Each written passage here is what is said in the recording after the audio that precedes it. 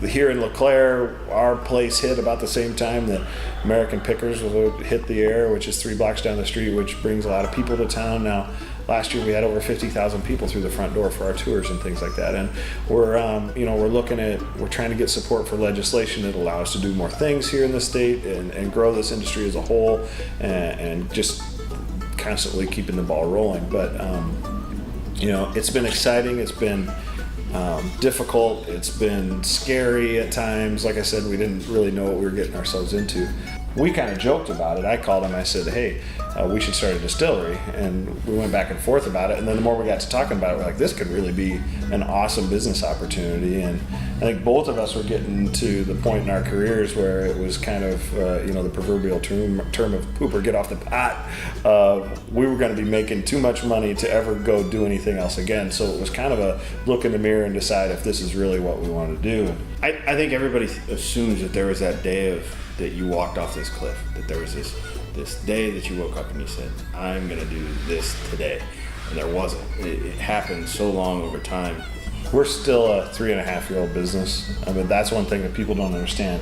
Number one, the huge amount of capital that it takes to start something like this. We built a building, we imported equipment from Germany, we did all these things. The funny thing is it's no different than any other small business. That's what everybody's perception is, that, oh, you have the best job in the world, oh, you get to do all these things. And granted, there's good aspects of it, but at the end of the day, everybody in LeClaire, everybody in downtown America goes through the same heartaches, the same problems, the same accounting and money issues that we go through on a daily basis. We just have a sexier topic. And at the end of the day, this is still a job. We really have 3 businesses. We have a manufacturing business that is tightly monitored by the federal government.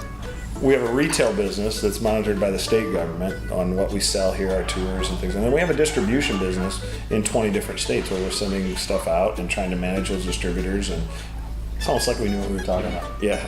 Well, the interesting dynamic for us was, so I was in media, he was basically in engineering. And so now here, our talents complement each other pretty well in that he's the analytical engineering side of things and I'm more of the marketing and that kind of stuff. And there's not a whole lot of stuff. We've been able to delegate duties pretty well. The one thing that we built this on was trying to do things as local as we can. And some of the pieces and the people and the traction have come from that. When we first opened, one of the guys, a young farmer, came down and he said he wanted to try the vodka. And we gave him some, and it was made from his corn. And he says, "So this has my corn in it?" I said, "Yeah." He's like, "I think this is the first time I've ever known where my corn ended up other than feeding it to my cows."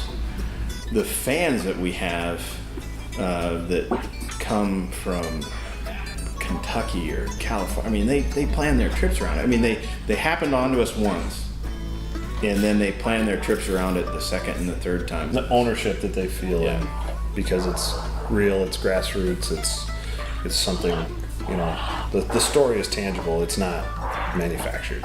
The people who are looking at us and saying, "Are those guys crazy?" We're probably right.